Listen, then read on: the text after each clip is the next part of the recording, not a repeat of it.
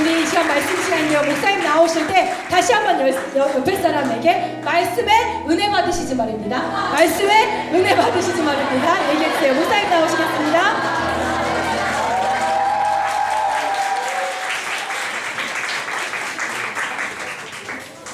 할렐루야. 군대 안 갔다 온 사람들이 더 잘하는 것 같아요. 네, 말씀 보지 말입니다. 이건 이상하죠.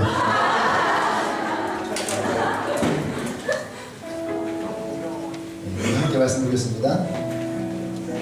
요한복음 9장 1절에서 7절 말씀.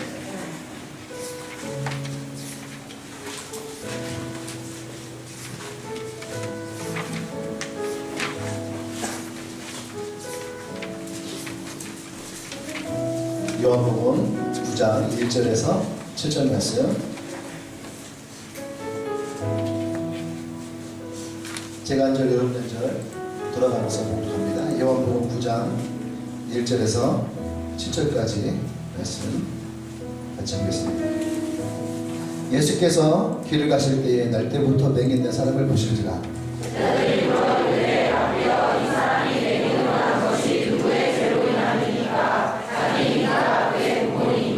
예수께서 대답하시되 이 사람이나 그 부모의 죄로 인한 것입니다. 그에게서 하나님이 하시는 일을 나타내고자 하심이라.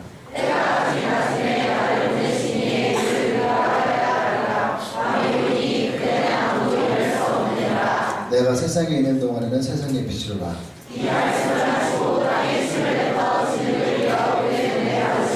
네, 같이 있습니다. 그리스도의 신뢰하는 것에 가서 씻으라 하시니 번역하면 번역하면 번역을 받았다는 것이라. 이에 가서 씻고 밝은 눈으로 왔더라.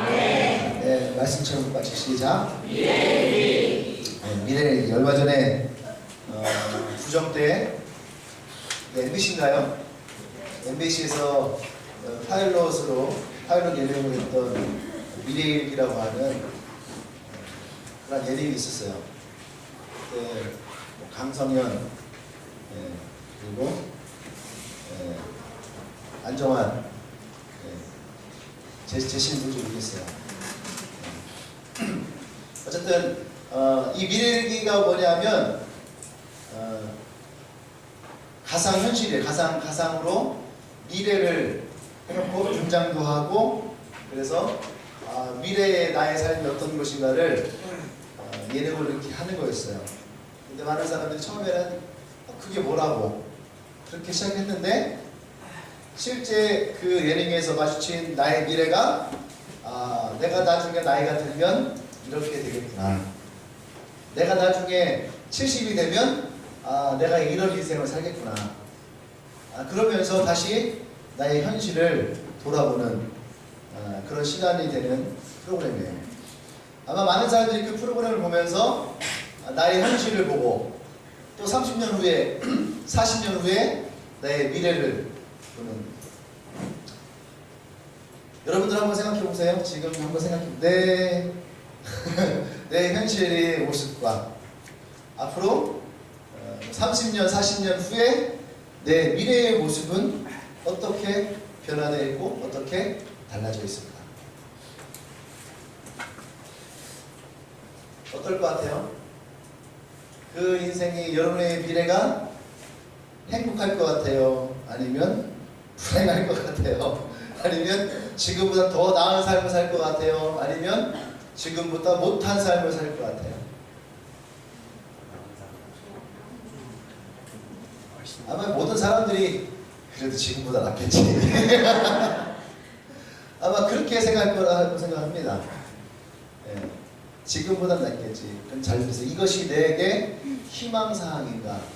아니면 지금보다 더 나아질 내 미래에 대한 분명한 내 믿음의 고백인가?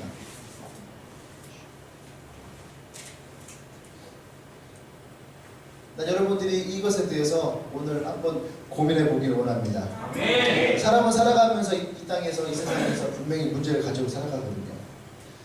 어떨 때는 가벼운 문제를 만나서 가볍게 해결할 때도 있지만, 어떨 때는 내가 감당할 수 없는 문제를 만날 때가 있거든요. 그럴 때는 이렇게도 못하고 저렇게도 못하고, 또 어떨 때는 내가 도무지 이해가 해결가 되지 않는 문제들이 내게 올 때가 있어요. 왜 나에게 이런 문제가 생기는가? 그럴 때 우리 마음 가운데 생기는 의문점이 하나가 있습니다. 왜 이런 일이 내게 주어졌는가? 왜 내 삶에 이런 일이 생겨나게 된 것일까? 도무지 풀 수 없는 문제 가운데 직면하면 우리는 좌절을 하고 실망을 하고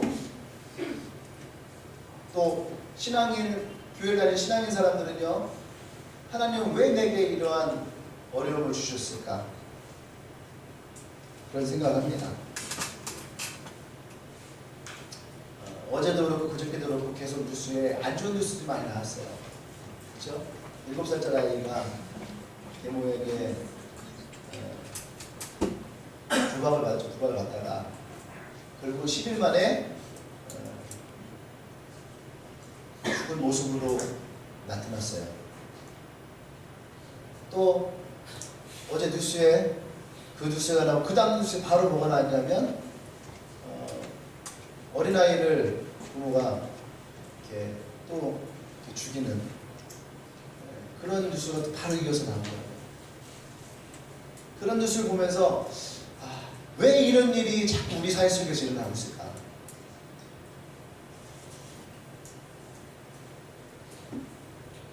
그거를 맞이했던 한 부모는 시그널이라는 드라마가 있죠. 어제 종영했는데 보지는 못했어요. 근데 제가 시그널을 1편을 잠깐 봤는데 1편에 바로 이런 얘기가 있어요. 초등학생 아이가 납치를 당했어요. 근데 결국 죽은 것으로 나왔거든요. 근데 미제 사건으로 15년이 지나갔어요. 근데 그 어머니 15년 동안 경찰서 앞에서 계속 내 죽은 아이의 억울함을 풀어달라고, 범인을 잡아달라고. 근데 15년 동안 그 어머니가 어떤 생각을 했을까? 왜 이런 일이 내 자식에게 일어났을까?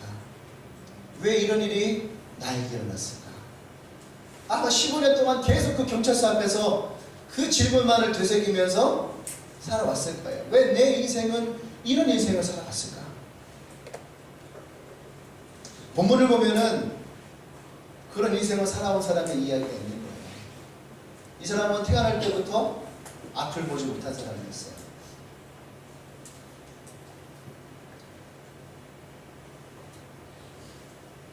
이 사람을 보면 두 가지의 질문이 생각이 납니다. 하나는 왜 이 사람은 소경으로 태어났을까? 그렇죠? 그냥 병을 앓다가, 그렇죠? 드라마 보면 열병을 앓다가 시력을 잃어버린 그런 이야기들 나오잖아요. 어릴 때 열병 때문에. 그러니까 처음에 봤는데 열병을 앓다가 시력을 잃어버렸다든지, 아니면 교통사고, 불의의 사고로 시력을 잃어버렸다든지, 그러면 뭔가가 이유가 있잖아요. 아팠기 때문에, 열병 때문에, 바이러스 때문에, 교통사고 때문에 뭔가가 이유가 있는데, 태어날 때부터 앞을 보지 못하고 태어난 이 아이를 보면서 왜 나는 태어날 때부터 이런 인생을 가지고 태어났는가? 두 번째 질문은, 그렇다면 이것은 누구의 죄 때문이냐? 누구의 문제냐 이거예요. 아이의 문제냐? 아니면 그의 부모의 문제냐? 오늘 이 성경에 기록되어 있는 유대인들은요, 하나의 특징이 있어요. 어떤 문제가 생겼을 때에 이 문제의 원인을 찾아요. 왜 이런 문제가 나왔을까? 그래서 오늘 예수님의 제자들이 태어날 때부터 앞을 보지 못하는 소경을 봤을 때에 질문한 거거든요. 예수님, 저 사람이 앞을 보지 못하는 것은 저 사람의 죄의 문제입니까? 아니면은 저희의 부모의 죄의 문제입니까? 그렇게 얘기를 해요.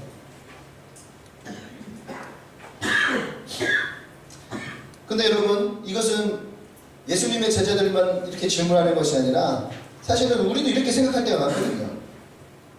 특히 어머니들 얘기를 하다 보면요, 자식들이 잘못되면 그래요.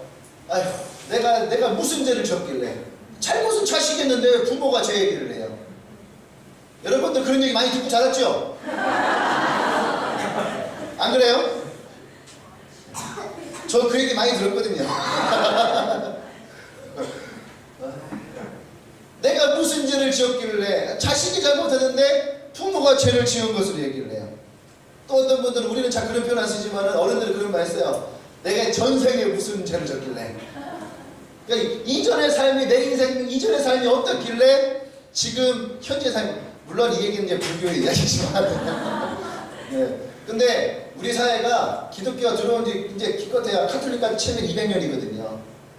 그렇죠? 200년이에요. 그런데 불교는 아주 오래전부터 들어와 있잖아요. 네. 그렇기 때문에 우리 사회는 아직까지도 유교와 불교의 문화가 그대로 내재되어 있어요. 그러니까 우리 언어도 이런 것도 많아요. 우도 모르게 내가 전생에 그죠? 시간 우리 기독교는 전생이 없거든요. 우리는 후생이 있어요. 내가 죽은 후에 우리의 삶은 있거든요. 그리고 인간응보 어떤 원인으로 해서 결과가 나왔다. 그렇죠? 예. 근데 인간응보는 꼭 불교 얘기는 아니에요. 그리고 인생을 살아가면서 누구에게나 다 얘기하는 거예요. 저쪽 뭐 카톨릭에도 그 얘기가 있고요. 힌두교에도 그 얘기가 있어요.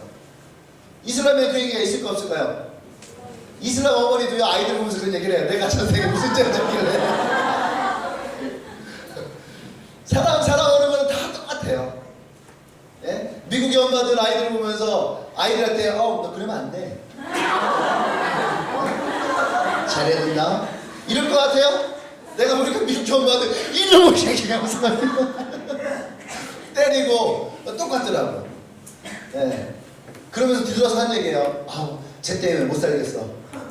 예. 표현은 다르지만 느낌은 같은 거죠. 예. 여러분 부모님들이 여러분을 향해서 그런 말 얼마나 많이 했을까?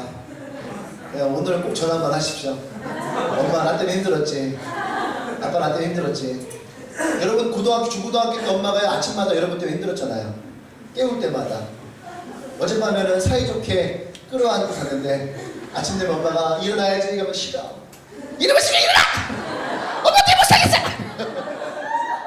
이게 빨가진 엄마들의 공통점이에요.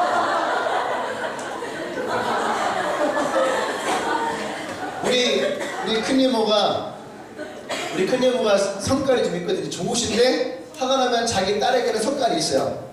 사촌 누나도 성깔이 있어요. 그다음에 꼭 이제 있으면 두 분이 이렇게 싸워요. 어릴 때 누나가 고등학교 재수학을 할 때 피아노 전공했는데 음악을 전공한 사람들이 원래 좀 성깔이 좀 있거든요. 그래서 이렇게 아침에 이제 깨우고 그러는데 안 일어나요. 그러면 이제 이모가 막 소리 지르는 거예요. 일어나! 이분들은 귀 안 다니십니다. 일어나! 그러면은 누나가 또 안에서 싫어! 그러면 막 싸워요. 그러면 꼭 끝날 때 이모 그런 말 하세요. 너도 인연아 결혼해 꼭 너 닮은 년 나 인연아.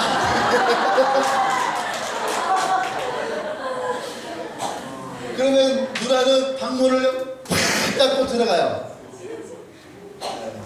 저는 항상 그 얘기를 반복해서 들었어요.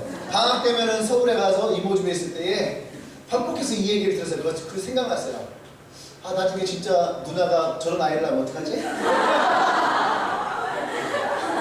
이모도 딱 딸 하나밖에 낳지는 못했어요. 그래서 제가 그 집에 양자로 갈 뻔했었거든요.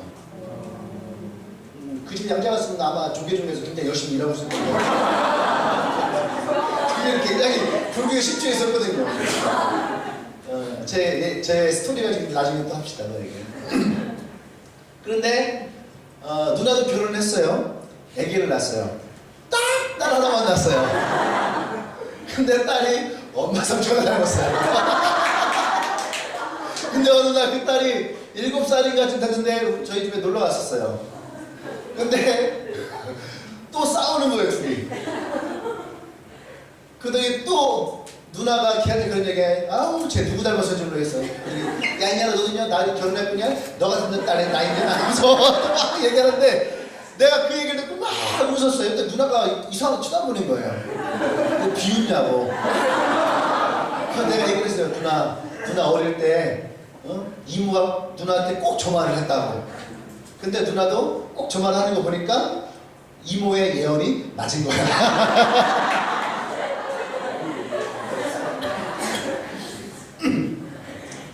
그런 얘기가 갑자기 생각이 났는데 미래의 삶을 잘 모르지만 현재 그때에 겪고 있는 문제들을 보면서 엄마들이 하는 얘기들 외국이나 여기나 기독교나 불교나 천주교 다 똑같아요. 예, 그 얘기는 뭐냐면 우리의 삶을 살아갈 때에 누구에게나 반드시 어떤 어려움의 문제들은 생기더라 이거예요. 그래서 불교는 그것을 업이라고 얘기하는 거예요. 업. 전생에 내가 어떤 죄를 지었기 때문에 현재의 내 삶에 그 업으로 인해서 고난을 당하고 있다. 그래서 그 고난을 해결할 방법은 없는 거예요. 이해되십니까? 근데 오늘 이 성경에서 얘기하는 이 제자들이 예수님께 물었어요. 저 사람의 죄의 문제입니까? 아니면은 그의 부모의 죄의 문제입니까? 근데 예수님은 이 질문에 첫 번째도 아니고 두 번째도 아니고 세 번째의 답을 제시하십니다. 그래서 뭐냐면 이 사람이 날 때부터 속인 것은 저 사람의 죄의 문제도 아니고 부모의 죄의 문제도 아니고 오늘 그것을 성경에서는 정확하게 얘기를 하고 있어요. 그 뭐냐면 3절 보세요. 3절. 이 사람이 그 부모나 이 사람의 죄로 인한 것이 아니라 그에게서 하나님이 하시는 일을 나타내고자 하시니라. 할렐루야. 하나님께서 하시고자 하는 일을 아닌 거예요. 분명히 우리에게 어떤 문제가 생겼을 때는요, 부모의 책임의 문제가 있어요. 부모가 술을 먹고 음주운전을 해서 사고가 났을 때에 아이가 다칠 수도 있고 죽을 수도 있어요. 그러면 그 문제는 누구의 문제예요? 부모의 문제예요. 아이가 임신했는데 부모가 술 먹고 담배를 피우고 마약을 하고, 근데 아이가 태어나는데 아이의 건강에 문제가 생겼어요. 그럼 이건 누구의 문제입니까? 그건 부모의 문제예요. 그렇죠? 탕자와 같이 아버지의 재산을 가지고 자기 인생을 자기가 마음껏 즐기고 방탕한 인생을 살았어요. 그러고 났더니 자기 인생이 걸레 같은 인생이 돼버린 거야. 상처뿐 인생이 돼버린 거죠. 그러니까 누구의 책임이에요? 그거는 본인의 책임이에요. 요즘에 학원폭력이 많이 나오는데 중고등학교에서 아이들이 다른 아이들 돈을 뺏고 폭행을 하고 때렸어요. 그래서 소년원을 가고 소년원에 가서 거기에 또 잘못된 친구들을 사귀었어요. 그리고 나와서 또 사고를 치고 문제를 일으키고 그 다음에 성인이 되니까 감옥에 갔어요. 그의 인생이 완전 망가진 인생이 됐어요. 이건 누구 책임이에요? 누구 책임이에요? 누구? 본인의 문제인 거죠. 분명히 부모로 인해서 문제가 발생된 것도 있고요, 자기로 인해서 문제가 발생된 것도 있는 거죠. 그런데 오늘 이 문제는 본인의 문제도 아니고 부모의 문제도 아니고 오늘 성경에서는 하나님의 일이 이 사람에게 일어날 것이기 때문에. 아멘. 할렐루야. 아멘. 오늘 예수님은 이 사건을 통해서 우리 인생에 나와 여러분 삶 가운데에 어떠한 섭리가 있다는 것을, 하나님의 계획하심과 인도하심이 있다는 것을 이야기하는 거예요. 우리의 믿음의 선배인 다윗은 이것을 먼저 인정하고 고백하고 받아들였다는 거예요. 그래서 나온 것이 시편 23편이에요. 여호와는 나의 목자시니 내게 부족함이 없으리로다. 그러면 정말로 이 다윗의 인생에 부족함이 없는 인생이었느냐? 아니었다는 얘기예요. 그 다음 시편 보면은 나의 원수들이 내 앞에 놓여져 있는 거죠. 그리고 어떤 나를 둘러싼 어떤 어둠의 세력들이 내 옆에 있는 거예요. 그러니까 내가 사망의 음침한 골짜기를 다닐지라도 그 얘기는 뭐예요? 나를 죽이려 하는 사람들 사이로 내가 지나가고 있다는 얘기예요. 이해되십니까? 네. 여러분들이 건달 형님들 잡기 있는 길을 걸어간다고 생각해보세요. 그것이 사랑의 길이 되는 거예요. 어떤 조폭 형님이 하나가 나를 건들면 어떻게 해요? 그치? 거기서부터 문제가 생기기 시작하는 거예요. 여러분 혹시 그런 경험이 있나 모르겠네요. 학교를 가는데 골목길을 딱 들어섰는데 골목길에 학교에서 노는 선배들, 일진 형들이, 일진 언니들이 골목길에 쫙 서 있어요. 그럼 여러분들 그 길을 걸어갈 때 어떤 느낌이에요? 아우씨. 괜히 여기로 왔어. 그렇죠? 그리고 제발 그냥 나 안 부르기를, 나 모른 척 하기를. 그렇게 하기 막 시작하는데 갑자기 야 그러면은 심장이 먹는 너 신발 끈 풀렸어. 다윗의 인생이 그런 인생이다라는 거예요. 자기를 죽이려 하는, 보세요. 이스라엘에서도 자기를 죽이려 하죠. 그렇죠? 또 자기가 골리앗을 죽인 나라가 어디예요? 블레셋. 그 블레셋에서도 다윗을 죽이려고 하죠. 그 다윗의 인생은 어느 철학자가 얘기했던 경계선상의 삶을 살아가는 거예요. 경계선에 살아가, 경계선에. 이쪽 가도 죽고 이쪽 가도 죽고. 알겠죠? 집에 가도 죽고 학교 가도 죽고. 그러니까 어떻게 해요? 거리에 나가 있는 거예요. 경계선에. 근데 그 다윗이 그때에 뭐라고 고백합니까? 주의 지팡이와 막대기가 나를 안위하시니. 지팡이는 나의 길을 인도하시고 막대기는 나의 적들로부터 나를 보호하시는 그 하나님의 지팡이와 막대기가 나를 안위하시니 나의 인생에 지금 부족함이 없다는 얘기예요. 할렐루야. 그러니까 다윗이 뭐라고 합니까? 주의 선하심과 인자하심이 내 삶 가운데 나의 인생 가운데 영원히 함께하기를 원한다는 거죠. 왜 다윗이 그 말 아니하십니까? 다윗은 여호와의 선하심을 맛보아 알았다는 거예요.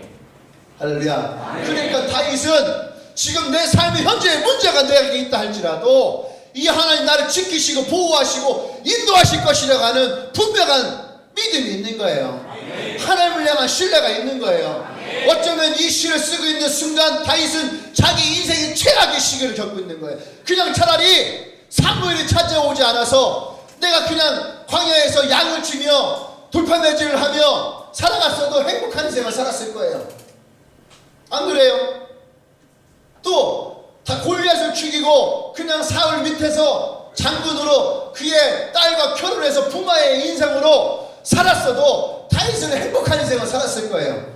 근데 어느 다윗에게 하나님이 기름을 붓고 너를 사울 이후에 그 다음 왕으로 세울 것이라고 하는 그 기름 부음 때문에 다윗은 13년을 고통의 인생 가운데 살아갑니다.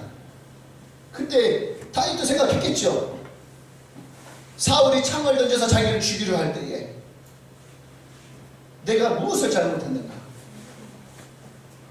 내가 무엇을 잘못했길래 사울에게 내가 죽임을 당하려 하고 나는 명령을 받아 전쟁을 치르고 승리했는데 왜 내가 저들로부터 미움을 사고 왜 내가 지금 이러한 고통과 도망자의 인생을 살아가는가? 나를 도왔던 자들은 왜 나 때문에 다 죽고 나와 함께 했던 자들은 왜 다 끌려가는가? 왜 하나님은 나에게 이렇게 기름을 부으셨을까? 할렐루야. 다윗도 그런 인생을 살았다는 거예요. 근데 여러분 잘 아셔야 됩니다. 하나님이 다윗을 향한 계획이 있었다는 거예요. 하나님이 다윗을 향한 하나님의 섭리가 있었다는 거예요. 이것을 얘기하면 빼놓을 수 없는 사람이 요셉이라는 거죠.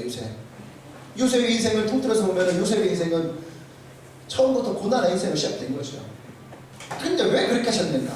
성경은 분명하게 얘기를 합니다. 이때를 위함이라. 할렐루야. 어느 때입니까? 하나님이 요셉의 인생뿐만 아니라 하나님이 이스라엘이라고 하는 그 인생을 그 전체를 향한 하나님의 계획이 있다라는 거예요. 여러분 눈을 크게 뜨십시오. 지금 나 한 사람의 인생을 쳐다보면 내 인생은 보잘것없는 도망자 인생이거나 빚쟁이의 인생이거나 또 루저의 인생, 실패하는 인생으로 끝나버릴 수가 있는 거예요. 근데 여러분 그 눈을 뜨십시오. 그리고 여러분 그냥 나 하나 이 부분적인 것을 보지 말고 난 여러분들이 인생을 통째로 보기를 원해요. 나 하나의 인생이 아니라 나를 둘러서 수많은 사람들의 인생.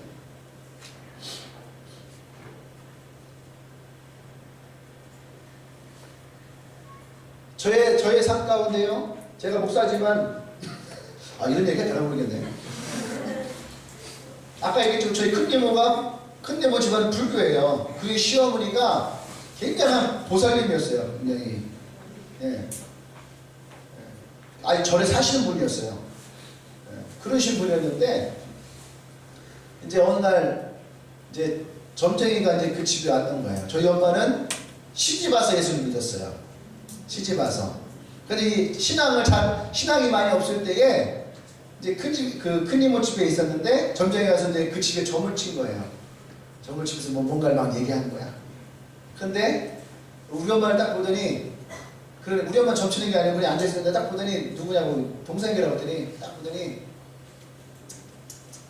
이래 왜? 그랬더니 인생이 쉽지 않아. 그랬더니 자식이 여럿이 있는데 막내가 너를 먹여 살릴 거다.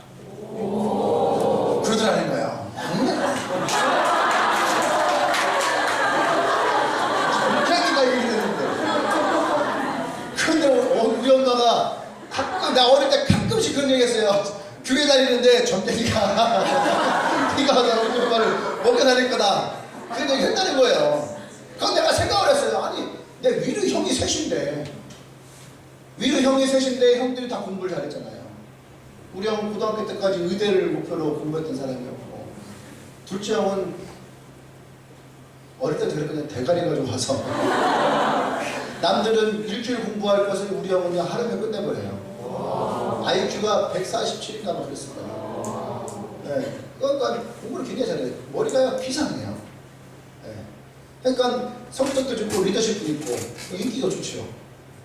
네. 그리고 셋째 형은 대기만 성형이에요.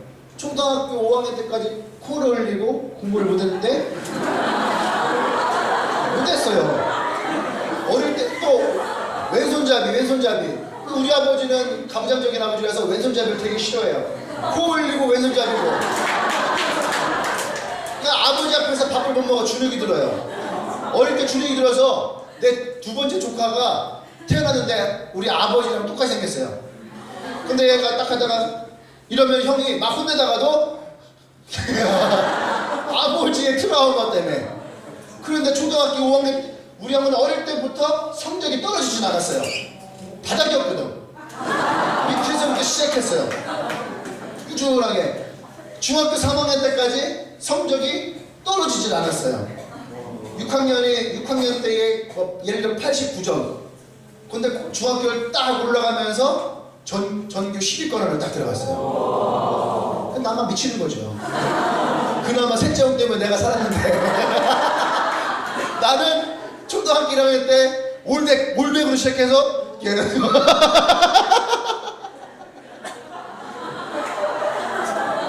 아이고야. 그래서 좀 그나마 우리 형이랑 초등학교 3학년 때 같이 만났는데 떨어지고 우리 형은 올라가고.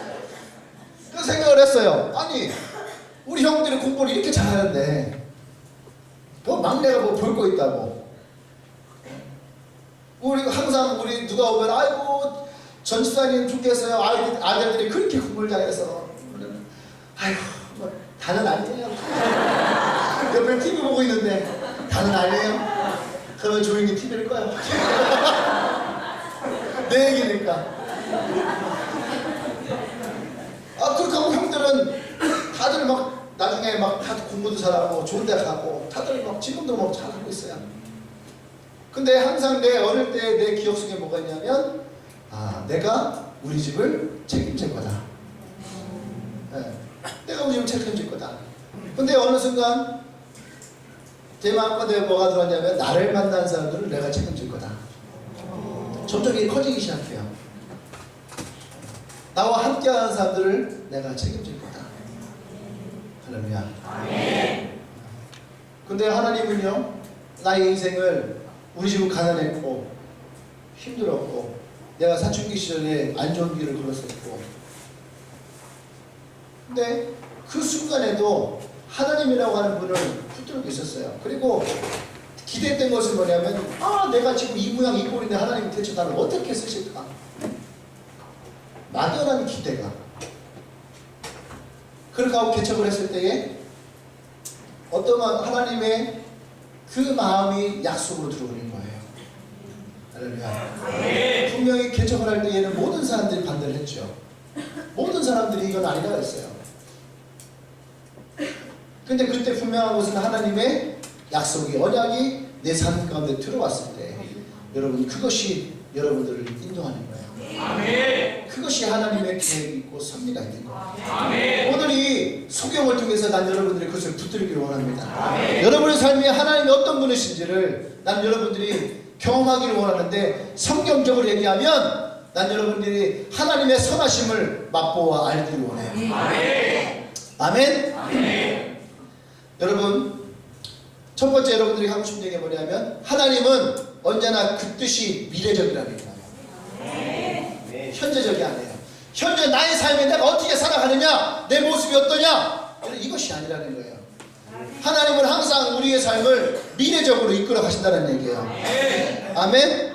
하나님이 하신 일에는요, 원인이나 목적이나 결과가 다 미래적이에요. 과거적이지 않아요. 아멘. 그래서 하나님의 일은, 하나님의 삶은, 하나님의 인도하심은 항상 우리에게 소망이 있다는 얘기예요. 근데 여러분, 사람은 그렇지 않아요. 사람은 모든 원인과 문제를 어디서 과거에서 찾기를 원합니다. 보세요. 이스라엘의 원인과 목적은 미래에 있어요. 미래 뭐예요? 그들이 이집트에서 민족을 국가로 형성시키는. 할렐루야. 아멘. 과거에 아무리 찾아도 그 과거에는 문제가 나오지 않아요. 야곱의 문제 가운데 야곱이 왜 이집트를 끌려가고 거기에서 노예 생활을 430년 해야 되는지, 여러분, 이 과거 속에서는 야곱의 인생은 나오지가 않아요. 근데 하나님의 계획과 섭리가 그곳에 있기 때문에. 할렐루야. 그리고 그들이 430년 후에 다시 하나의 국가로서 나오는 것도 과거에는 있지 않아요. 하나님의 섭리가 그 미래 가운데 있다는 얘기예요. 근데 우리는 자꾸 과거를 찾는 거예요. 내가 무슨 죄를 지었길래, 나에게 어떤 어려움이 있길래, 왜 나에게 문제가 있길래, 왜 나의 삶의 모습이 이런 모습이냐. 여러분, 그것을 과거에서 찾으면 여러분 절대 그 과거의 삶 속에서는 여러분들이 소망을 가질 수가 없다는 얘기예요. 하나님의 계획과 섭리는 과거에 있지 않아요. 하나님의 계획과 섭리는 미래에 있다는 얘기예요. 왜냐하면 하나님이 여러분들이 인도하시고 있기 때문에. 성령 하나님이 지금도 여러분들과 함께 하시기 때문에. 그래서 그분의 일하심은 다윗의 고백과 같이 선하시다라는 거예요. 인자하심이 여러분 가운데 있다는 얘기예요. 할렐루야. 아멘. 병원에 가면 사람들이 왜 내가 병들었느냐, 어째가 이래 돼야 됐느냐, 왜 내가 죄가 이렇게 많아서 됐느냐. 사람들은 그렇게 얘기를 하지만 제자들도 지금 그렇게 얘기를 하고 있어요. 그런데 예수님은 그렇지 않다는 얘기예요. 할렐루야. 지금 분명하게 예수님은 얘기하는 거예요. 이 사람의 문제는, 이 사람의 현실은 과거에 있는 것이 아니라 미래 가운데 하나님이 역사하시는 그것의 목적이다라는 거예요. 그래서 얘기하는 겁니다. 지금 이 사람의 것은 하나님의 영광이 드러나기 위해서라는 거예요. 사람들이 그것을 이해를 못했어요. 사람들이 그것을 이해를 못했어요. 근데 예수님은 그렇게 그들에게 얘기를 했다는 거예요. 여기서 알아야 됩니다. 여러분, 우리는 다 이해할 수 없는 거예요. 지금 왜 내 삶에, 목사님이 그랬거든요. 왜 내가 개척해야 되냐. 젊은 나이에 잘 나가고 있었는데 돈 한 푼 없이 왜 내가 여기다 이렇게 개척을 해야 되냐. 저는 이해할 수 없었거든요. 그래서 이해할 수가 없으니까 버텼어요. 8개월 9개월을 버텼어요. 개척하기 싫어서. 이렇게 하고 있다가 부흥시키고 책 써서 좀 유명한 사람이 되고자 했던 게 내 인간적인 솔직한 심정이었어요. 근데 하나님은 내 인생의 계획이 그것이 아닌 거예요.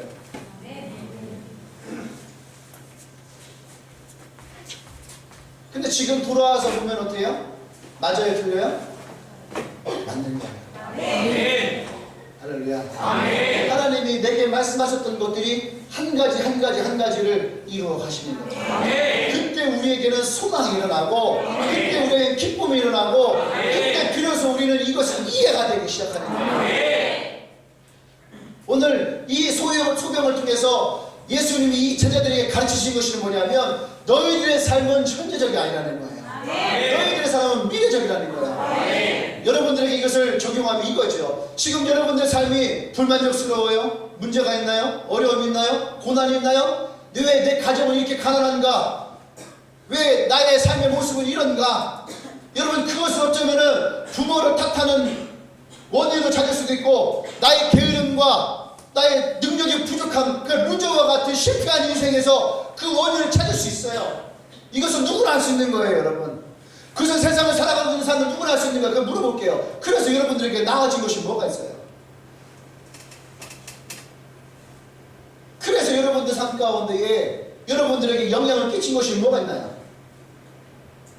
얼마 전에 싱가포르 로렌스코 목사님을 만났는데, 로렌스코 목사님이라고, 그분은요 굉장히 세계적인 분이에요. 물론 1대1로 만난 건 아니에요.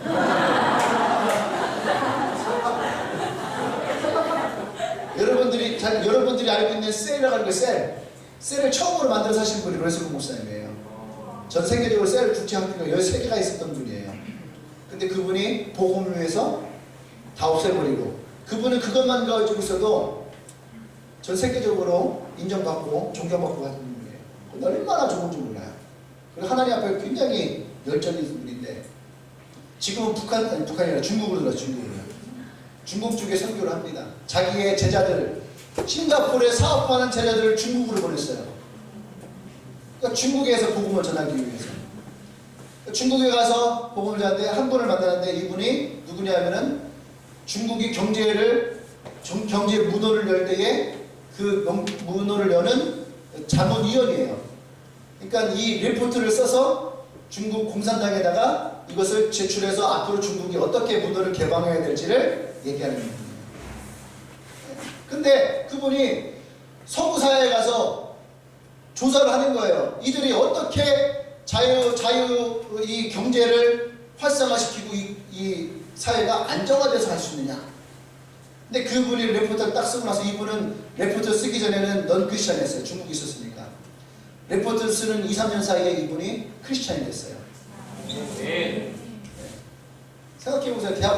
중국에서 대학 교수가 예수를 믿는 게 쉽겠어요? 쉽지 않다고요. 근데 이분이 조사를 하다가 예수를 믿게 됐어요. 근데 예수를 믿었는데 공산당에다가 리포트의 제목이 뭐냐면 중국의 자유경제와 예수 그리스도라는 제목이에요. 제목이. 그래서 뭐라고 했냐면, 저들이 자유경제를 할 수 있는 가장 밑바탕에는 예수 그리스도의 복음의 정신이 들어가는 거예요. 거기에는 서로의 사랑이 있고, 그리고 또 희생이 있고, 그리고 존중이 있고, 그 다음에 자기 것을 내어놓을 수 있는 구제가 있고, 할렐루야. 아멘. 이것이 있기 때문에 이 사회가 지탱되어지고 있다. 아멘. 근데 만약에 중국이 여기서 그냥 문호를 개방해버리면 중국은 어떤 인생이 되냐면, 사람들이 돈을 쫓는 돈벌레 같은 인생들. 그래서 이 중국은 더 부익부 빈익빈이 강력하게 갈라지는, 결국은 중국 사회가 무너져버리는 그런 것이 되어질 것이다. 여러분, 실제로 중국이 확 열지 못했지만 지금 기독교를요 조금씩 암흑 가운데 지금 열리고 있어요. 네. 한 교회가 교인 수가 2천만 명이에요. 2천만 명. 근데 조만간에 지금 그 인구가, 지금 크리스찬 인구가 한 1억 정도가 된대요. 1억 정도가 되는데, 이제 몇 년 후에는 약 한 7억 정도까지 좀 올라갈 거다. 지금 이제 유럽에 중국인 교회들이 얼마나 많은지 몰라요. 그들이 엄청 부흥하고 있어요. 잘 계셔야 됩니다. 제가 무슨 말 하려냐면, 우리가 잘못된 원인과 결과를 가지고 인생을 살아가면 우리는요 한 가지 맹목적인 인생밖에 못 살아가요. 가난했어요? 그럼 어떤 인생이야? 돈을 쫓는 인생. 루저 인생이었어요? 그러면 누군가를 발굴러서 성공하려는 인생. 그 인생에는요 여러분 기본 바탕이 없는 거예요. 이해되십니까? 기본 바탕이 없이, 보세요. 돈을 쓸 줄 모르는 사람이 돈을 보면 문제가 생기는 거예요. 칼을 쓰는 사람이 칼 쓰는 것을 배우지 못하면 문제가 생기는 거예요. 우리의 삶에 나를 인도해 나갈 것을 우리가 배우지 못하면 우리 인생에 문제가 생기는 거예요. 오늘 이 사람을 통해서 우리가 분명히 알 수 있는 건 뭐냐면, 여러분들이 어떤 삶을 살았던, 여러분들이 그것이 원인과 결과를 과거에서 누군가에게서 나에게서 자책함으로 부모를 원망함으로 그것을 붙든다면 여러분의 인생도 그런 인생이 되는 거예요. 내 아버지가 나를 괴롭히고 힘들게 하고 어렵게 했어요. 참 여러분, 여러분의 인생에도 그 문제가 계속 있다는 거예요.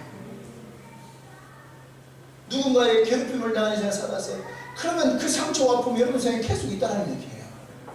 난 여러분들이 그것으로 머물지 않기를 원합니다. 그래서 예수님이 오늘 이 소경을 향해서 뭐라고 말씀하시냐면 하나님의 일하심이 있다는 거예요. 여러분 스스로에게 한번 말하십시오. 나에게 하나님의 일하심이 있다. 하나님의 일하심이 있다는 얘기 뭐냐면 내 상처와 나의 아픔과 나의 과거가 하나님이 나를 쓰시기 위한, 나를 사용하시기 위한, 나를 새롭게 하시기 위한 하나님의 계획이 있다는 얘기예요. 난 여러분들이 이것을 인정하고 받아들이기를 원해요. 그러면 여러분 삶에 어떤 일이 생기냐면 여러분의 미래가 더 이상 어두운 미래가 아니에요. 더 이상 무엇인가 쫓기는 인생이 아니에요. 하나님의 섭리가 있는 인생을 바뀐다는 얘기예요. 하나님이 여러분 가운데 역사하시는, 하나님이 함께 하시는 그의 인생으로 바뀔 수 있다는 얘기예요. 그래서 나의 실패도 지금은 나의 감사가 될 수 있고 나의 과거의 아픔도 지금은 내가 감사가 될 수 있는 거예요.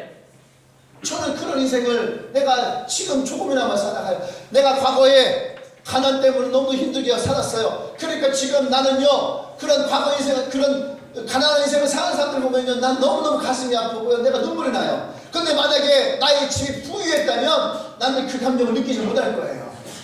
내가 중학교 때에 내가 그렇게 불량한 청소년 시기를 걷지 못하였다면 방황하고 힘들어하고 아파하는 친구들의 마음은 나는 이해를 못했을 거예요. 그런데 내가 그 시기를 겪었기 때문에 나와 똑같이 지금 방황하고 원망하고 그것 때문에 밖에 나가서 오토바이를 타고 비행 청소년 날아가는 친구들을 볼 때에 그때에 이 아이들이 왜 이런 인생을 살아가는지 이해가 되는 거죠. 잘 들으세요. 부모에게 학대를 받았다면 여러분, 누군가에게 부모로부터 학대를 받는 사람들을 이해할 수 있는 건 여러분이에요. 그들을 이해하고 받아들이고 그리고 그들을 격려하고 세우고 같이 그냥 그 과거의 상처에 묻혀서 같이 울고 눈물 뿌린다 그 문제를 해결되는 것이 아니에요. 그것이 치유가 되고 회복이 되어지려면 반드시 여러분의 삶이 이전과 과거와 현재와 미래가 바뀐 인생이 되어야 됩니다. 할렐루야. 그래야지 여러분, 지난주에 내가 설교했던 것처럼 과거를 더 이상 부끄러움이 아닌 과거가 오히려 내 삶에 누군가에게 말할 수 있는 자랑이 될 수 있는 거예요.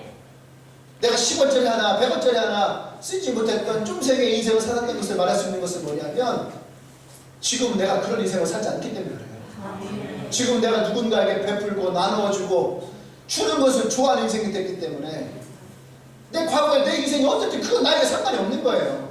왜냐하면 현재와 나의 미래의 삶은 달라졌기 때문에. 할렐루야. 오늘 이 소경의 예수님은 그렇게 말씀하시는 거예요. 할렐루야. 삶의 초점은, 보세요, 삶의 초점은 오늘에 맞춰놓고 살지만 여러분 삶의 뜻은 언제나 미래에 초점을 맞춰놓고 살아요.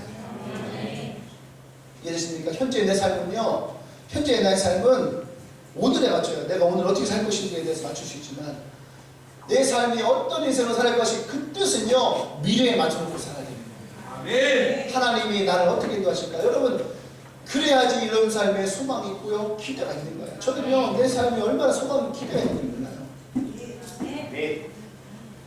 과거에 2명 데리고 개척 시작할 때에 또 우리 8명, 9명 지하에 모여서 지하 30평 되는 그 지하에 모여서 대학생애들 몇 명 이렇게 모여놓고서 김민지 교회 담당했던 애가 붙잡아 놓고 김민지 미정이 옆에 가고 미정이가 계속 어깨 들고 괜찮아. 하선이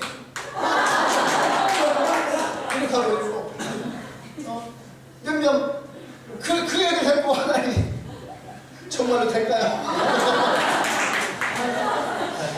이 아이들로 교회가 세워질 수 있을까요? 만약에 내가 그랬다면 여러분 이 교회는 되지 않아요. 근데요, 그때 제가 뭐 한지 아십니까? 그때에 지금도 기억나요. 개강하기 이틀 전에 불렀어요. 전화해서 야 빨리 올라와라. 얘네 아직 우리 교인도 아니었거든요, 사실은. 교회가 세워진 것도 아니었으니까. 교인도 아니었어요. 빨리 올라와라. 근데 왜요? 중요한 거 있다. 빨리 와라 있잖아. 그래서 삼척에서 또 저쪽 뭐 그때는 익산에서 창녕에서 장성에서 막 애들 올라왔어요. 다 시골에서. 그래놓고 이 카페트 롤 말아놓고 그게 앉혀놓고선 뭐했냐면 이제부터 리더 훈련하겠다. 우리 김민준 리더가 뭐예요? 쌤이 뭐예요? 그런 때가 있었죠. 그게 엊그제 같은데. 근데 만약에 이 사람들 대가했으면 내가 리더 훈련을 못 시키죠. 근데 그 사람들 앉혀놓고선 내가 이제부터 너희들에게 리더 훈련을 시키겠다 해놓고선 이들 향해서 리더 훈련을 시켰어요. 다 리더가 됐잖아요. 그리고 이들을 위해서 교회가 세워졌잖아요.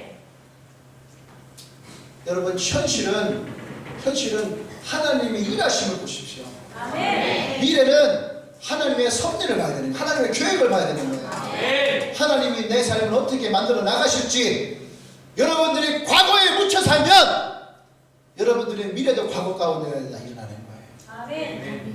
근데 여러분들이 미래의 소망을 더 나가면 과거는 더 이상 여러분들을 붙들지 않습니다. 난 여러분들 그것을 끊어내기를 원합니다. 아멘. 이것이 바로 신앙인의 모습이라는 거예요. 하나님은 지금도 여러분을 향해서 미래에게 쓰고 있어요. 두 번째는 뭐냐면 하나님이 일하시면요 그 목적이 선하다라는 거예요. 아멘. 이 소경은 어쩌면 불행한 인생을 살았을 수 있겠죠. 근데 우리는 이 소경이 불행하다라고 말해서 단정 지을 수는 없는 거예요. 그냥 우리가 일반적으로 생각할 때에 이 소경이 앞을 보지 못했기 때문에 이 소경이 무엇인가 불행한 인생을 살았을 것이라고 하는 거죠. 근데 이 인생이 예수를 만났을 때 이 인생은 엄청난 일을 합니다. 그리고 그것을 위해서 이 사람의 인생은요 엄청난 결과가 일어나게 되어지는 거예요. 보세요. 이 소경 하나를 인하여서 그곳에 있던 모든 사람들이 어떻게 돼요? 예수님을 알게 되는 거예요. 하나님의 영광이 그 가운데서 드러나게 되는 거예요. 여러분 한 명의 인생 때문에 여러분 주의가 밝아지는 거죠. 여러분 한 명 때문에 여러분의 주의가 달라지는 거예요. 할렐루야. 난 여러분들이 그것을 발견하기를 원합니다. 여러분들이 보잘것없는 인생으로 생각한다면 그 인생은 보잘것없는 인생으로 끝나버릴 거예요. 왜 나는 이런 인생일까? 왜 난 이것밖에 되지 못할까? 제가 대학교 들어갔을 때 그랬거든요. 왜 나는 이 대학밖에 들어오지 못했을까? 그것에 묻혀 살면 여러분들은 대학이 여러분의 인생에 가장 상처가 되는 치유가 돼요. 근데 여러분 그것이 여러분의 인생을 자치우지 않잖아요. 제가 방법을 알려드릴까요? 만약에 그것이 여러분들에게 상처가 되고 그것이 여러분 인생을 묻혀버린다면 유학 가면 돼요. 미국으로 가든지 필리핀을 가든지 호주를 가든지 가면 여러분들이 외국에 있는 대학 얼마든지 갈 수 있어요. 근데 여러분 그것을 여러분 행복할 수 있을 것 같아요? 그것을 여러분 만족할 수 있을 것 같아요? 아니에요. 마음을 잘 잡고 있는 낮은 자존감은 어디로 가도 그것은 바뀌지 않는다는 거예요. 대학이 여러분의 인생을 바꿀 수 없고 돈이 여러분의 인생을 바꿀 수 없고 여러분의 스펙이 여러분의 인생을 바꿀 수 없다. 오늘 왜 이 예수님이 이 소경을 통해서 이것을 말씀하시는지 우리는 분명히 깨달아야 되는 거예요. 이 사람들이 얼마나 낮은 자존감을 갖고 살았겠습니까? 이 사람들 얼마나 상처받은 인생을 살았겠습니까? 근데 오늘 이 인생이 예수님을 만나면서 그 인생이 달라지는 거예요. 이 인생이 뭐라고 하던지 아십니까? 나를 보라는 거예요. 나를. 할렐루야. 나를 보라는 거예요. 이전에는 어떤 인생을 살았는지 아십니까? 나를 보지 말라는 거예요. 나를 보지 마세요. 나를 피해 가세요. 나의 야음을 하지 마세요. 그런 인생을 살았던 사람이 예수님을 만나면서 인생이 달라지는 거예요. 그 결과가 달라지는 거예요. 뭐라고 얘기합니까? 나를 보라는 거예요. 그리고 이 사건이 어떤 일이 생기냐면 예수님을 정죄하고 예수님을 붙잡기 위해서 많은 사람들이 쫓았는데 그들이 바로 이 소경과 그 부모를 불러요. 뭐라 하는지 아십니까? 정말로 이 아들이 태어날 때부터 소경이었느냐, 아니면 볼 수 있는데 저 예수 때문에 쇼를 한 거냐. 근데 그 부모는 태어날 때부터 자기 자식이 앞을 보지 못한 것을 알고 있지 않습니까? 그런데도 불구하고 생명의 위협을 느낄 때 그 부모는 한 발짝 물러서요. 근데 여러분, 이 소경은요, 오히려 그 자리에서 한 발짝 더 앞서갑니다. 뭐라 하는지 아십니까? 나는 태어날 때부터 앞을 보지 못하였고 저 예수라는 분이 나에게 와서 나의 눈을 뜨게 하셨다. 이게 뭔지 아십니까? 낮은 자존감이 아니에요. 그 안에 진짜 하나님을 인하여서, 예수 그리스도를 인하여서 그의 인생이 달라졌다는 얘기예요. 담대한 마음이 그 안에 생겼다는 거예요. 진리 안에 자유함이 일어났다는 얘기예요. 예수를 만나면 이의 삶이 완전히 변화됐다는 얘기예요. 난 여러분들이 예수를 만나면서 여러분 삶이 달라지기 원해요. 과거에 묶여있는 매연 인생이 아니고 여러분들이 써야 될 미래의 일기는 과거의 이야기가 아니라 미래의 일기는 지금부터 시작되시는 예수님과 만남에 여러분들이 달라지고 변화해지고, 할렐루야, 여러분들의 소망이 있는 그런 믿음의 일기가, 이 미래의 일기가 일어나길 원합니다. 아멘. 그래서 오늘 예수님은 이 사람을 통해서 하나님의 일을 일으키시는 거예요. 아멘. 여러분, 욥이라는 사람이 있어요. 욥은요, 부자였어요. 그는 세상 부러울 것이 없는 사람이었어요. 그리고 그는 하나님을 잘 섬기는 사람이었어요. 근데 어느 날 그의 인생은 완전히 끝났어요. 그의 자식들은 다 죽어버리고 그의 모든 재산들은 다 잃어버리고, 욥은 엄청난 빈궁에 들어서 하루도 긁지 않으면, 잠시도 긁지 않으면 살아갈 수 없는 인생을 살았어요. 얼마나 저주받은 인생이었어요. 그런데 그 주위에는 많은 사람이 있었습니다. 근데 욥이 그런 일을 당하자마자 수많은 사람들이 욥을 떠나갔어요. 그리고 가장 친했던 사람들이 욥에게 찾아와서 얘기를 합니다. 처음엔 얘기했겠죠. 욥 힘드니? 욥 어렵니? 근데요, 그들이 점점 욥에게 뭐라고 말하십니까? 욥 잘 생각해봐라. 네가 무슨 죄를 지었는가? 욥 잘 생각해봐라. 네가 어떠한 죄악을 지었는가? 욥 잘 생각해봐라. 네에게 분명히 문제가 있을 거야. 욥은 이해할 수가 없었어요. 왜냐하면 나는 하나님께 의로운 사람이었고 사람들에게 정직했고 사람들에게 베푸는 인생을 살았는데 왜 나의 인생에 이런 일이 있었는지 나는 알 수 없다. 근데 친구들아, 잘 들어라. 지금 나의 인생은 이렇게 살고 하늘도 막히고 땅도 막히고 자도 막히고 우도 막히고 앞도 막히고 뒤도 막히고 사방이 다 막혔지만 어느 날 하나님이 나를 다시 이끄실 때에 내가 정금과 같이 나오게 될 것이다. 나의 인생이 달라지게 될 것이다. 내가 그 하나님을 믿는다, 신뢰한다. 근데 뭐라고 했습니까? 친구들이 너 그런 얘기 하지 마. 차라리 너 하나님을 저주하고 죽어버려. 너 인생 끝났어. 아마 많은 사람들은요, 소망을 외치다가도 현실에 부딪혀서 절망할 거예요. 여러분 친구들이 여러분이 그럴 거예요. 야, 우리가 살아봤자 이거지. 우리 인생은 어차피 이 모양이야. 우리 어차피 이 셈이야. 우리 이것밖에 되지 않아. 여러분 그런다면 여러분 절대로 그 친구는 여러분 인생에 도움되지 않아요. 아멘. 말은 달랐지만 욥의 친구가 같은 거예요. 야, 우리 이렇게 살다 죽어버리자. 너도 어차피 너랑 나랑 어차피 이렇게 살다 죽게 될 거야. 이렇게 살다 죽게 될 거야. 이게 우리 인생이야. 잘 들으세요. 여러분 인생을 누가 결정시켰어요? 여러분 인생은 누가 그렇게 그런 인생이라고 얘기했나요? 성경은 오늘에게 분명히 얘기합니다. 하나님은 여러분들에게 복의 인생이라고 했어요. 옆 사람에게 계십시오. 당신은 행복할 권리가 있습니다. 이 말씀을 마음에 심으십시오. 여러분들은 행복할 권리가 있다는 거예요. 여러분 인생은 여러분이 결정한 것이 아니라 하나님의 여러분들을 인도하시고 하나님의 여러분의 인생을 책임지실 것이라는 거예요. 그래서 욥의 고백이 우리에게 소중한 거예요. 할렐루야. 나사로라는 사람이 있어요. 좀 넘어가면 요한복음 12장에 나사로가 나오는데 나사로가 죽었어요. 예수님이 나사로 죽은 다음에 찾아왔습니다. 그랬더니 뭐라 하냐면 예수님 일찍 왔으면 나사로가 죽지 않았을 건데 이제 예수가 와도 소용없다고 하는 거예요. 여러분 인생에 그런 사람 있나요? 내가 중학교 때 예수님을 만났다면, 내가 고등학교 때 예수님을 만났다면 근데 지금 내가 예수님을 만나니까 지금은 늦은 것 같아. 이미 끝났어. 그런 사람 있나요? 그럼 여러분들은요, 죽은 나사로의 옆에 있던 사람들과 똑같은 거예요. 그냥 나사로를 죽여버리는 거예요. 근데 예수님 뭐라고 말씀하십니까? 내가 늦지 않았다라고 말씀하십니다. 옆 사람 얘기하십시오. 늦지 않았다. 지금 여러분, 나사로는요, 죽은 이틀 됐어요. 그래서요, 부패되고 썩은 내가 나요. 여러분의 삶에 혹시 늦었다 해서 여러분에게서 부패가 나고 썩은 내가 날 수도 있어요. 담배 냄새가 날 수도 있고 술 냄새가 날 수도 있고 그럴 수 있어요. 마약은 없겠죠.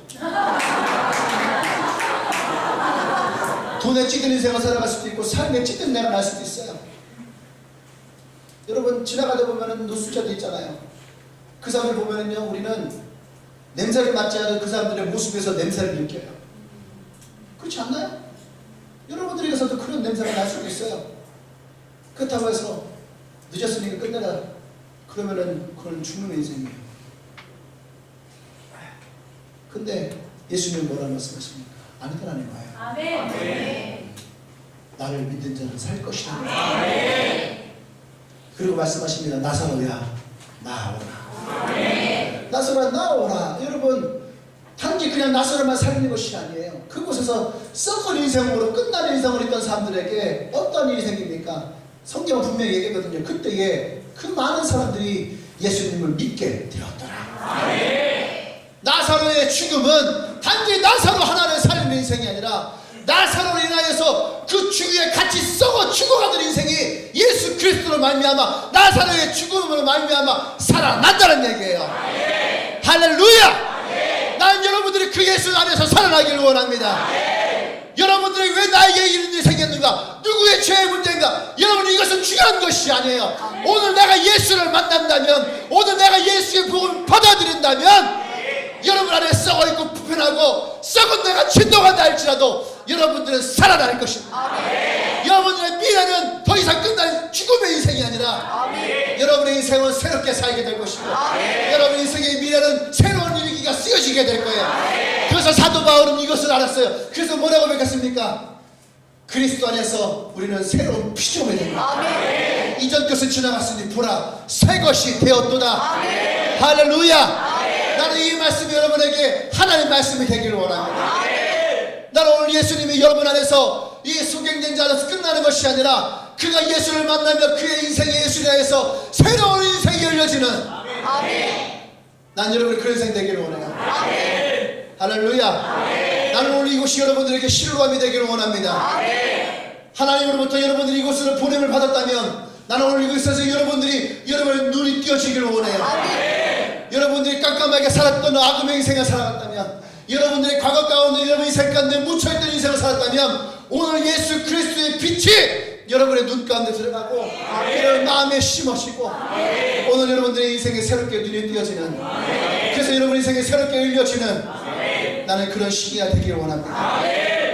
우리 기도할 텐데 한번 다 눈을 감아봅시다.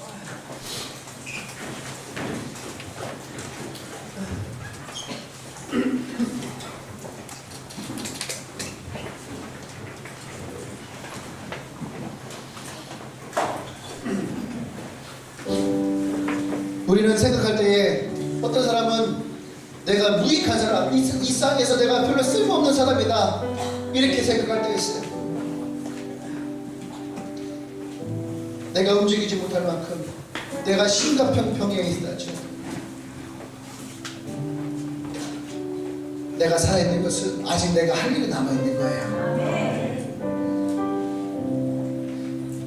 세상 사람들이 나를 필요로 하지 않는다 할지라도 하나님은 나를 필요로 하기 때문에 내가 지금 여기에 있는 거예요.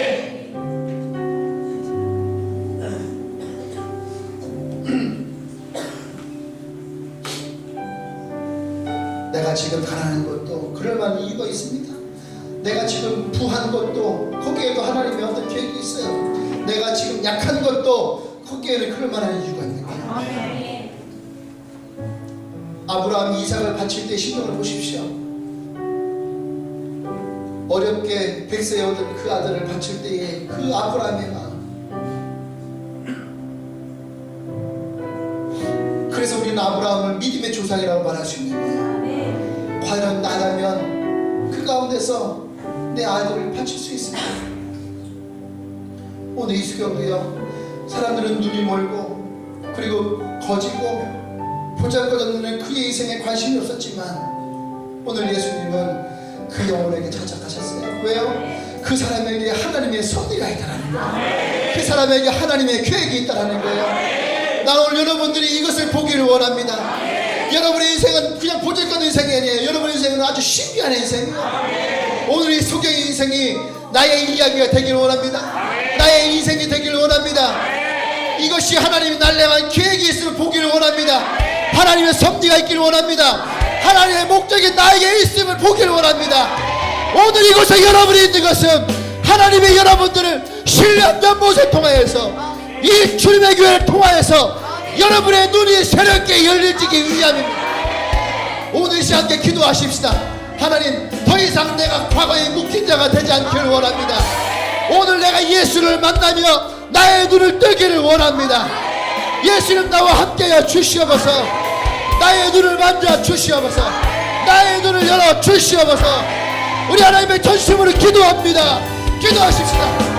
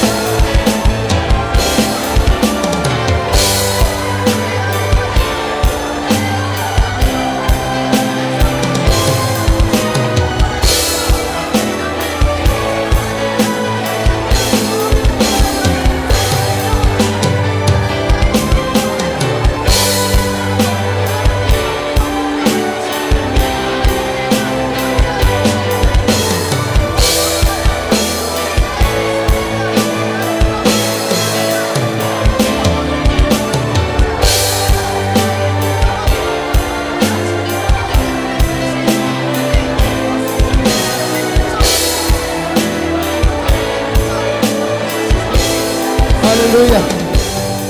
할렐루야.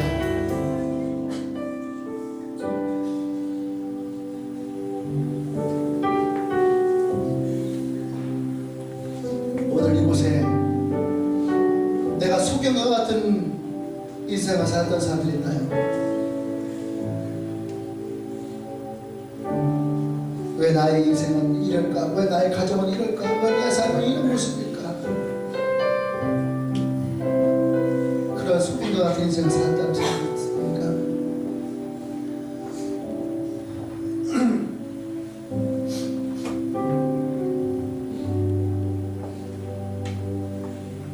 여러분들이 그런 인생을 더 이상 살지 않기를 원합니다. 예수를 만나고 오늘 여러분들이 그 영적인 눈이 열려지기를 원합니다.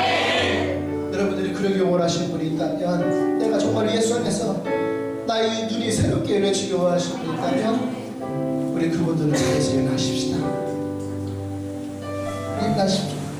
내가 주님 더 이상 이렇게 추천한 적이 옳지 않습니다. 나의 인생이 나에게 새로운 눈이 열려지고 나의 미래가 예수 그리스도 안에 소망으로 가득가득 차기를 원합니다. 오늘 많은 분들이 일어났는데요, 일어나신 분들 중에서 오늘 주님의 교회를 처음 왔습니다. 처음 오신 분들,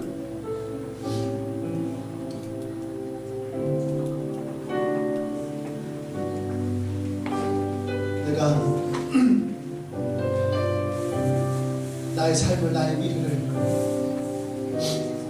하나님의 계획 가운데에, 또 이곳이 이 앞이 예수님이 이 소경을 보낸 신뢰한 연못이가 믿음으로 고백하며 내 삶을, 나의 미래를 예수님께 내어 맡기길 원하시는 분들은, 그렇게 원하시는 분들은 우리 앞으로 나오십시오. 네, 여러분들을 위해서 기도할게요. 우리 그러신 분들은 앞으로 나오십시오. 오늘 교회를 처음 오신 분들 중에서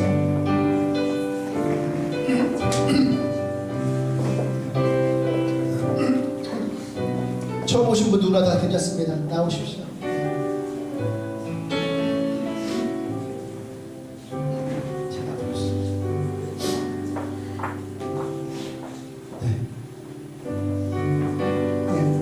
나오십시오.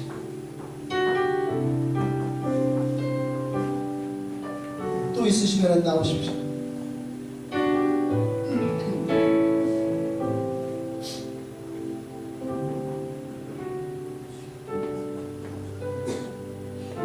난 여러분들을 잘 모르지요. 한 번도 저는 여러분들 만난 적이 없어요. 근데 분명한 것은 오늘 예수님이 여러분들에게 찾아오신다라는 거예요. 믿으십니까? 그리고 여러분들의 과거의 죄의 문제도 아니고, 여러분들의 가정의 문제도 아니고, 여러분들의 실수도 아니었고,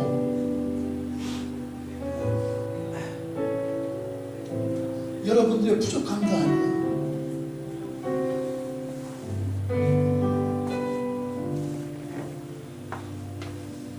예수님은 지금 이 모습 그대로 나온 여러분들을 오늘 이 시간 이후부터는 여러분들의 새로운 인생으로 이끌어 가시고 있습니다. 여러분들의 영적인 눈이 열려지길 원합니다. 과거가 더 이상 여러분들에게 부끄러움과 수치와 상처가 아니라,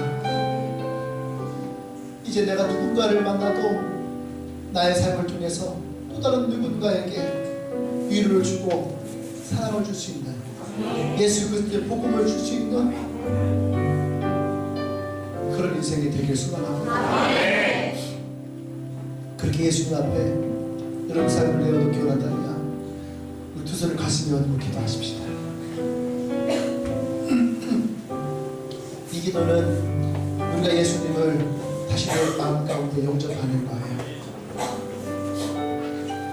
같이 기도하면, 예수님,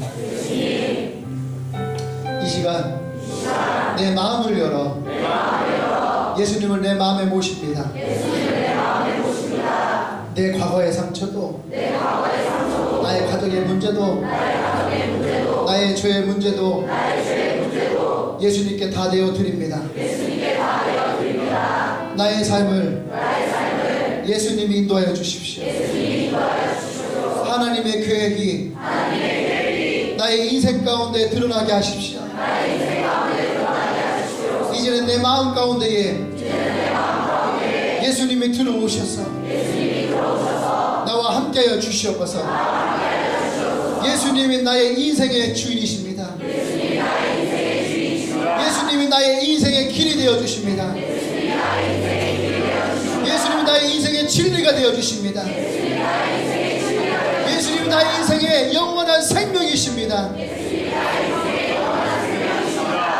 내가 그 예수님을 믿습니다. 내 마음으로 영접합니다. 지금부터 영원토록 함께하여 주시옵소서.